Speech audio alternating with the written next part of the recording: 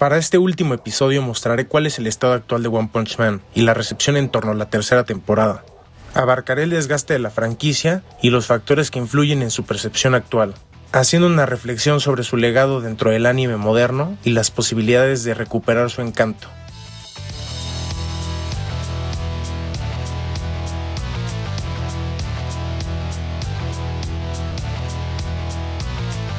Transcurrieron varios años, incluso más tiempo que el que pasó entre la primera y la segunda temporada. Mientras que el manga seguía avanzando sin problema, la adaptación quedó completamente estancada.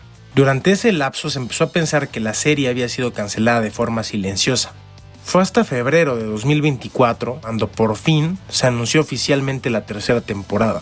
Aunque la fecha de estreno seguía sin confirmarse, la noticia aclaró algo importante. Eso por un lado tranquilizó a cierta parte del público. Había quienes recordaban la mejora progresiva de la segunda temporada y confiaban en que el estudio podía recuperar o mejorar el pulso. Por otro lado, dejó a otros con reservas, sobre todo quienes seguían escépticos por los tropiezos previos. Un año después del anuncio, llegó el primer tráiler oficial y poco antes del estreno aparecería el segundo. Ambos cumplieron básicamente la misma función, eran más teasers que muestras reales de cómo se vería la serie. Visualmente se veía cuidado, pero la mayoría de los planos eran fijos y evitaban mostrar una animación prolongada o secuencias de acción claras. Eso generó una mezcla de extrañas sensaciones que no dejaban confiar al 100%. Fue algo similar a lo que actualmente ocurre en la industria del gaming, cuando muestran cinemáticas espectaculares pero no hay gameplay. Un marketing algo engañoso en el que venden una imagen, mas no cómo funciona el producto. Poco antes del estreno se reveló algo que estuvo oculto hasta el final. Habría un cambio de dirección y Shinpei Nagai sería el encargado. Su nombramiento despertó una inquietud legítima en la comunidad, no por prejuicio, sino por su propio perfil y lo que él mismo admitió públicamente. Nagai dijo que su experiencia previa como animador y director estaba centrada en comedias románticas, cortos y trabajos híbridos entre el 2D y 3D, y que aquella era su primera vez trabajando en series de acción como director. Además, pidió a los fans que moderaran sus expectativas respecto a la primera temporada. Estas dos declaraciones encendieron alertas razonables entre quienes esperaban un director con una trayectoria probada en escenas de combate. Cuando por fin salió el primer episodio, dio bastante de qué hablar, como ya era costumbre desde la segunda temporada. La conversación estuvo girando en torno a su estética cuidada, pero en que la energía de la animación se quedó corta. Muchas tomas de diálogo se limitaron a microanimaciones de boca de los personajes al hablar, siendo necesario un mínimo de gestualidad corporal que le brindara calidad. Estos pequeños movimientos dan vida sin requerir grandes recursos, pero sí atención. Algunos espectadores le dieron el beneficio de la duda, ya que era el primer capítulo, pero eso no quitó que se observara que había el mismo problema visto en los trailers. Estos detalles terminarían siendo un patrón confirmado desde el segundo episodio con la escena viral del desliz de Garou por la colina. Esa secuencia no solo se vio mal por falta de animación, fue una ejecución apresurada dando como resultado una escena demasiado floja. En vez de animar el desliz, se usó un PNG de Garou arrastrándose sobre el fondo. Al ser descubierto, las personas pasaron de buscar disfrutar la serie a buscar errores con lupa de manera colectiva. A partir de esto se empezaron a documentar loops de animación. Este momento fue el punto de inflexión que convirtió sospechas dispersas en una búsqueda sistemática de errores. Al final de ese mismo episodio llegó la primera pelea de la temporada, la cual era importante para ver si el tiempo fue invertido mayormente en las batallas. Esta batalla fue la de Garou contra Royal Reaper. La escena tuvo momentos aislados, bien resueltos y algunos aciertos, pero repitió el problema ya detectado. Se usaron loops de animación en algunas partes de la secuencia que rompían la fluidez. En resumen, fue una batalla correcta, pero no dejó la sensación de ser una gran escena. Los episodios posteriores mantuvieron la tendencia y al no verse mejoras sostenidas, las quejas se seguían acumulando. Muchos esperaban que la serie siguiera una estrategia tipo Invincible, básicamente guardar lo mejor para las peleas clave. Para esos espectadores aún quedaba la esperanza de que las batallas más importantes compensaran los inicios tranquilos. El episodio que debía salvar o destruir esa esperanza fue Garou contra Orochi. Antes de llegar a Orochi, el capítulo ya tenía un problema claro. La pelea previa entre Garou y Robert quedó por debajo de lo esperado. Los movimientos, sobre todo del Kan, no transmitían fluidez ni la fuerza necesaria. Los golpes al azotar a Garou contra el suelo y las paredes carecían de elasticidad y la destrucción del impacto. Era algo decepcionante. Y aquí los ejemplos de la primera temporada resuenan al compararlos. Los estilos marcados que Kameda y Nakamura solían aportar chocan muchísimo con lo mostrado, perdiendo el aura de epicidad. En cuanto a la pelea de Orochi, la cual era una de las más esperadas de toda la temporada, tampoco logró cumplir con las expectativas.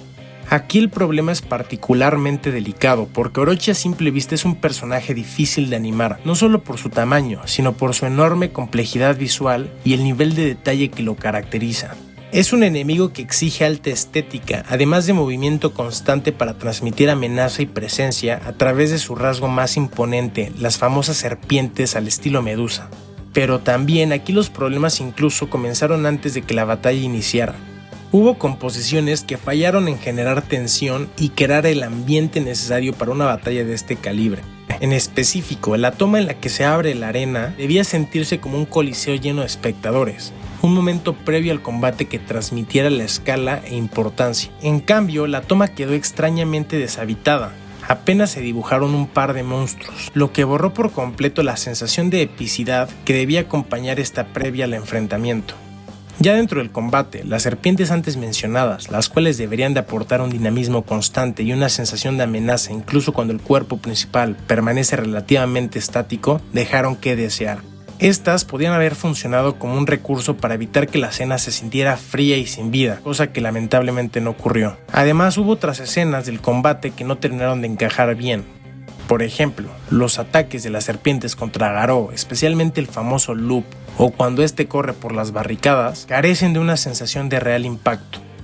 El ataque, en lugar de destruir el entorno, parece atravesarlo sin resistencia ni causar mucho daño. Eso le quita peso a los ataques y elimina una oportunidad clara de dar una sensación única a este brutal enfrentamiento. Para rematar, aparecieron otros errores, quizá menos evidentes a primera vista, pero que igualmente perjudicaron la percepción general de la escena. Uno de ellos fue el uso de CGI en la secuencia de fuego con Orochi, cuando este comienza a atacar y el humo generado a partir de las llamas rompe visualmente con la estética 2D del resto de la toma, algo que resulta disruptivo, ya que no se siente integrado, sino más bien como un parche añadido encima del dibujo tradicional.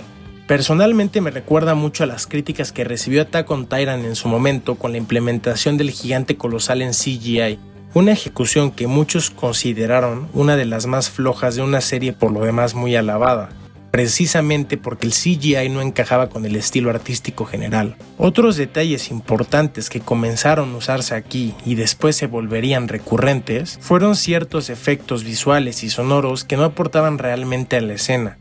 El primero es el filtro de neón utilizado en Garou, un efecto que posteriormente se aplicaría de manera excesiva a muchos personajes. Pero el elemento que en lo personal más arruinó la experiencia fue el diseño sonoro, y no me refiero a la música. En este episodio en particular, especialmente los ataques de Robert con el rayo y los golpes más fuertes de Orochi, se utilizó un efecto de sonido extremadamente grave. Su intención era probablemente reforzar la sensación del impacto. Su uso reiterado terminó por volverse cansado y aunque sé que es algo exagerado, fue uno de los factores que en lo personal más afectó de manera negativa la experiencia del capítulo. Todo esto en conjunto hizo que este episodio, el cual incluía de las peleas más esperadas por los fans, terminara siendo una decepción para gran parte del público. El destino parecía ya estar marcado, aunque en algunos episodios la animación en las escenas de acción estuviesen bien, eran pocos y tampoco llegaban a un nivel demasiado alto. Por otra parte, después del quinto episodio pareció que buscaban darle un mayor dinamismo a la animación. Aquí se buscó compensar la falta de movimiento con parches visuales, principalmente filtros de neón que intentaban darle vida a las escenas, aunque rara vez lo conseguían. El problema fue que estos filtros se usaron en exceso y sin ninguna intención clara. Esto fue tan rechazado que incluso terminó convirtiendo este detalle en el principal objeto de burla. Y por si fuera poco, algo que arruina más el uso de estos efectos es que contrastan directamente con la visión que en su momento planteó Natsume. Esto tendría un clímax, por así decirlo, en la aparición de Devil Long Hair, donde los efectos de neón llegaron al extremo de parecer iluminación de concierto. Directamente pareció un chiste a propósito que inclusive hizo que se sintiera como que ya no querían que la serie se tomara en serio. Aunque eso podía ser un detalle visual solo un poco incómodo, aparecieron en estos episodios decisiones que afectaron la percepción narrativa. Aunque algunas fueron insignificantes, otras como en el caso de Zombie Man, arruinaban de cierta manera la esencia del personaje. La sustitución del cigarro por una paleta en este caso en particular, eliminó rasgos que reforzaban su identidad como detective de tono infiltrador, algo que para muchos era parte fundamental del personaje. Los cambios más importantes surgieron de tomar la decisión de adaptar ciertos pasajes basándose en la versión preliminar u original del manga. Esto es algo grave para varios fans, ya que la versión redibujada es considerada la versión canónica y la que se estaba siguiendo principalmente en el anime. Además, muchos sintieron que esta elección no se tomó como una preferencia creativa por esta versión específica de la historia, sino como una decisión orientada a facilitar y simplificar la ejecución de la animación. Esto generó preocupación, porque de seguir por ese camino la serie tendría que justificar más adelante cambios importantes, creando nuevas transiciones para mantener la coherencia, complicando la continuidad narrativa y debilitando la confianza en cómo se pretende continuar la historia. Mientras tanto, conforme la serie iba progresando, salieron señales desde dentro del equipo que hacían pensar que estaban trabajando contrarreloj en los últimos tramos de la producción. La primera señal que se había tomado en tono de broma fue el estreno atrasado de varios episodios, siendo el más sonado el episodio 6, que llegó entre 4 y 6 horas más tarde de lo previsto. Este hecho alimentó chistes que insinuaban que la tardanza del estreno era por trabajar hasta el último minuto. En paralelo, varios animadores empezaron a pronunciarse y a decir que algunas de las correcciones nunca se vieron reflejadas en la versión final. Uno de los casos más citados fue el de Kenichiro Aoki, reputado por su contribución en la franquicia, quien señaló que ciertas tomas que corrigió no vieron la luz cuando salió el episodio al aire. El último clavo que contribuyó a esta idea fue de un fan que detectó un detalle importante en el episodio 8. Este era un timestamp que mostraba la fecha de edición apenas días antes del estreno. Básicamente ese capítulo salió el 30 de noviembre y el timestamp apuntaba que el 19 de noviembre se seguía trabajando en la postproducción. Esto fue una evidencia clara de que se seguía trabajando hasta el último minuto antes del estreno de los episodios. A partir de estos indicios de los problemas por los que la producción estaba pasando, comenzaron a circular muchos rumores dentro de la comunidad. El más repetido desde los primeros episodios y que tomó mucha fuerza después de la información fue que la producción había tenido un calendario extremadamente apretado. Inclusive algunas personas llegaron a afirmar que el proyecto se realizó en menos de 6 meses. Aunque cabe aclarar que este último punto empezó a circular más como especulación que como un dato con respaldo sólido. En medio de todo el debate, varios animadores de la industria se pronunciaron también al respecto, aun y cuando no habían formado parte directa del proyecto. El caso más citado fue el de Bakoi, por lo detallado que fue. Este es un animador con experiencia en producciones de alto perfil como Jujutsu Kaisen temporada 2, Bleach Thousand Year Blood War y Vinland Saga. Su opinión fue tomada con peso precisamente porque conoce de primera mano cómo funcionan los calendarios y los límites reales de la industria. Bakoi señaló que el problema central de la caída del proyecto no fue la falta de talento, sino el calendario, y que incluso él mismo no habría podido salvar la producción bajo esas condiciones.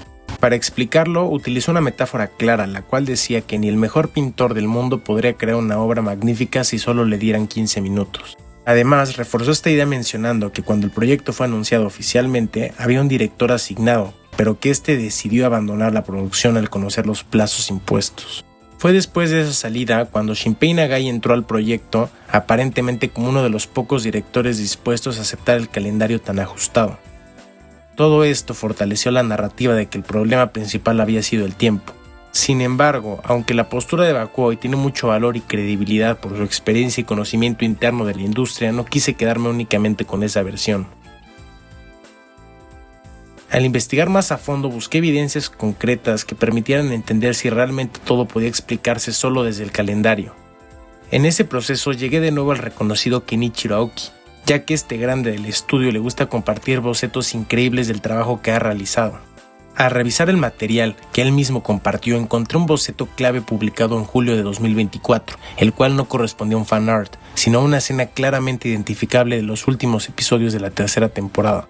Este era específicamente un fragmento de la batalla entre Emperador Vagabundo y Zombieman. El detalle encontrado es importante porque además de ser material de la temporada 3, en el boceto se podía ver que la libreta de dibujo era de JC Staff, lo que sugiere que formaba parte de un proceso de trabajo interno. Esto indica que al menos ciertas fases de preproducción ya estaban en marcha desde hace más de un año antes del estreno. Con el material encontrado se abre la puerta a una narrativa distinta, en la que el problema no se explicaría únicamente por un inicio tardío o por falta de tiempo. Ante eso, era vital analizar nuevamente todas las posibles situaciones que pudieron haber perjudicado el resultado final de esta entrega.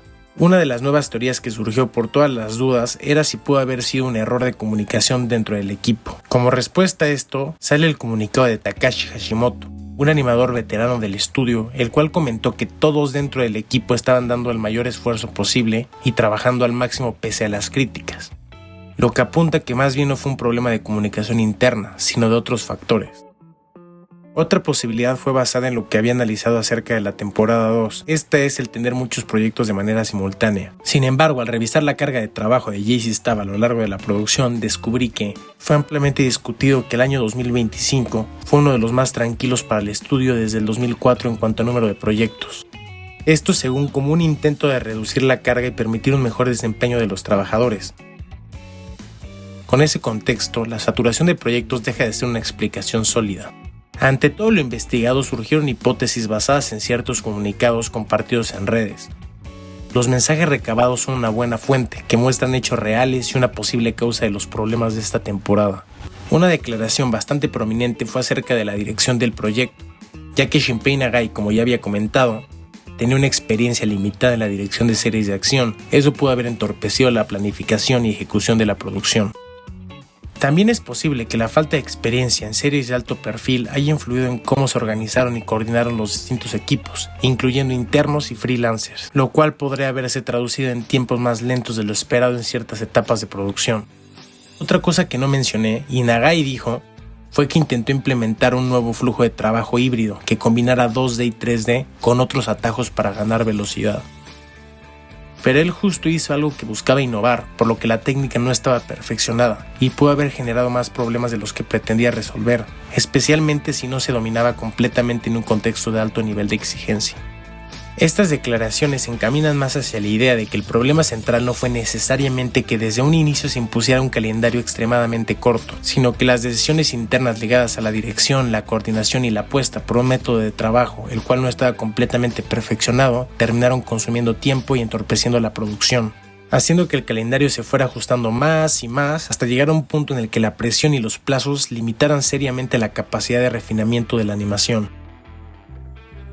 Aunque se puede decir que el resultado fue objetivamente un desastre, ya que además de una mala recepción tuvo un promedio en las notas de 3.7, siendo muy por debajo de lo que se esperaba, también hay ciertas escenas que de cierta forma funcionaron y merecen ser mencionadas. Lo más rescatable de la entrega más reciente aparece en 4 episodios concretos siendo los mejor valorados. Estos capítulos de a ratos consiguen que la serie recupere pulso y entregue escenas de acción que llegan a valer la pena. Esto es una muestra de que, aun con sus fallos, el equipo fue capaz de acertar en momentos puntuales.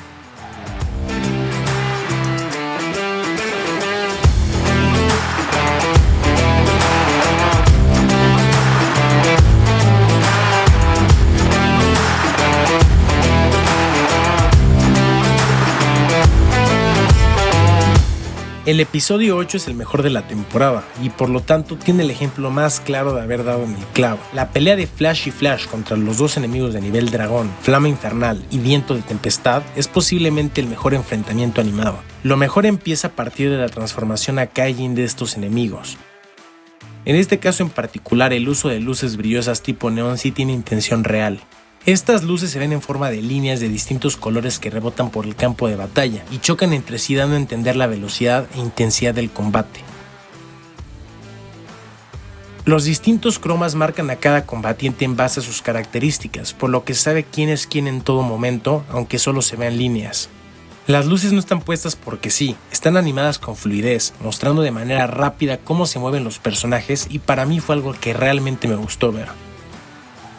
Otro momento que destaca es en la que Child Emperor se enfrenta contra Phoenix Man tras su renacimiento.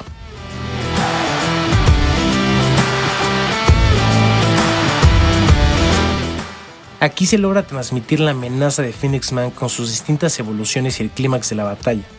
Otro acierto es el golpe final de Child Emperor, ese rayo que atraviesa toda la base de la asociación de monstruos y llega hasta las nubes, incluso moviéndolas con el efecto del impacto. En el episodio 11, aunque lo más destacado a nivel técnico es la escena del prisionero Lindo Lindo, en lo personal hay dos cosas que me cautivaron más. El enfrentamiento entre el emperador y Zombie Man es uno de los mejores momentos narrativamente hablando.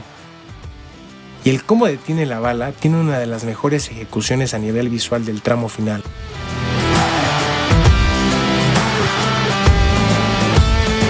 También merece una mención la forma en la que se resolvió la complejidad del combate de Black Sperm. Un personaje difícil por su naturaleza amorfa y masiva que requiere soluciones 3D para un buen resultado sin dedicar una gran cantidad de tiempo. Allí la integración del CGI se percibe más coherente que en otros pasajes. La pieza híbrida en lo general no rompe tanto y logra transmitir todos los movimientos del Black Sperm al estar dividido.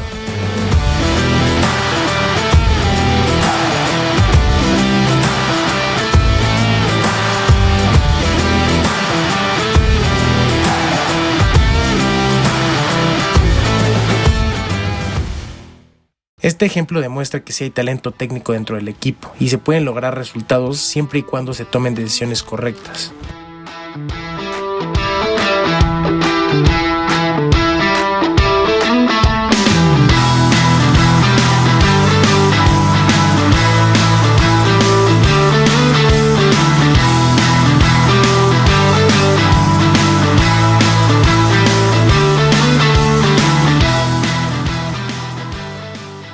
Fuera de la acción, hay momentos de comedia que rescatan episodios que por lo demás son bastante flojos. La secuencia dentro del departamento de Saitama durante el cuarto episodio, desde antes de la cena hay gags constantes por parte del calvo y llenos, ya que consiguen que haya momentos que realmente provocan risa y alivian el tono. Esos beats cómicos evitan que algunos capítulos se vuelvan insoportables y mantienen la conectividad emocional con los personajes, algo que sigue funcionando a pesar de los problemas técnicos. En resumen, aunque fue una caída al abismo, sigue habiendo algunos aciertos. Esto es importante ya que prueban que la franquicia, aunque esté en el punto más bajo, todavía tiene recursos creativos y técnicos reales. Por lo que aunque suene como un optimismo ingenuo, si existe una mejor coordinación y un enfoque más conservador en ciertas decisiones, la serie puede tomar un mejor rumbo. Por eso, mi conclusión final apunta a una responsabilidad compartida. Los animadores demostraron en múltiples ocasiones que el talento estaba ahí, y que, cuando las condiciones lo permitían, podían entregar golpes de calidad muy altos. Sin embargo, la dirección, la supervisión del estudio y las decisiones del comité de producción influyeron de manera decisiva en cómo se priorizó el trabajo y en qué terminó llegando a su emisión. El director tuvo, sin duda, una gran parte de la responsabilidad en el resultado final, ya que muchas de las decisiones creativas del enfoque y de la ejecución pasaron directamente por él. Aún así, el problema de fondo no nace únicamente en la dirección. La raíz está en el comité y en el estudio, que fueron quienes lo eligieron y aprobaron como responsable del proyecto. Es muy probable que el director tuviera las mejores intenciones y una visión honesta de lo que quería lograr, pero no contaba con las aptitudes necesarias para sostener una producción de esta magnitud bajo las condiciones en las que se trabajó. Esa falta de capacidad no es un accidente aislado, sino una consecuencia directa de una mala decisión estructural tomada desde arriba. Esto no exonera a nadie, pero sí explica por qué la temporada presenta un contraste tan marcado entre aciertos aislados y fallos sistemáticos. El talento existía, pero faltó una estructura sólida que supiera coordinarlo, protegerlo y explotarlo de forma consistente. One Punch Man fue en su momento una serie que estuvo en la cima, aplaudida por la crítica, adorada por los fans y tomada como un referente dentro del anime moderno. Hoy, en cambio, da la sensación de haber perdido el rumbo. Su entrega más reciente fue duramente criticada y recibió una de las peores respuestas por parte de las personas. Mientras las críticas se multiplicaban, el manga rompía récords de ventas y el anime se posicionaba entre lo más visto en las plataformas de streaming, en especial en Netflix, demostrando una polaridad muy clara, ya que nunca había sido tan cuestionada, pero a su vez tan consumida. Este éxito mediático fue tan contundente que inclusive antes de que concluyera la tercera temporada, se anunció oficialmente que One Punch Man tendría una segunda parte destinada a cerrar el arco de la Asociación de Monstruos. Para esta nueva entrega se confirmó el regreso del mismo equipo creativo, manteniendo tanto a JC Staff como al director Shinpei Nagai al frente del proyecto. A partir de aquí el proyecto entra en un escenario mucho más exigente, ya que la experiencia acumulada tras la producción tan accidentada podría servir como aprendizaje real para corregir errores y mejorar el resultado final. Aunque también ahora el margen de error es mucho menor. Al haberse anunciado esta continuación con tanta anticipación, resulta evidente que existe un mayor tiempo de preparación y con ello desaparecen muchas de las justificaciones que antes rodearon la serie. Si el resultado vuelve a ser decepcionante, ya no habrá excusas creíbles que amortigüen el golpe. En pocas palabras, esta vez no bastará con generar ruido, será necesario mostrar resultados reales. Ante esto la pregunta queda abierta y además es inevitable. ¿Logrará este mismo equipo demostrar un crecimiento auténtico y devolverle a One Punch Man su esencia? ¿O esta continuación terminará de sepultar la serie? Si te gustó el video, ayúdame compartiéndolo con otras personas. Gracias por ver hasta el final.